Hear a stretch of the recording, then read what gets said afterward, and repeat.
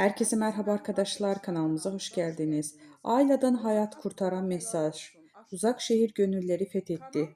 Kanal D'nin rekormen dizisi Uzak Şehir kendi gündemini yaratırken bir yandan da sosyal sorumlulukların mesajlarıyla hayata dokunuyorlar. Dizide bu kez kanserden erken teşhis önemine vurgu yapıldı.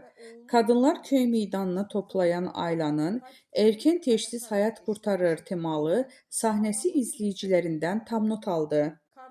Dizide hekim olan Ayla, kadınlar biz bedenimizi de yuvamız, bedenimizi koruyacağız diye seslendi. Bir ağrı hissederseniz, bir kitle elinize gelirse veya vücudunuzda bir değişiklik fark ederseniz mutlaka doktora başvurun. Kanserde erken teşhis gerçekten hayat kurtarıyor sözleriyle izleyicilerin farkındalık yarattı.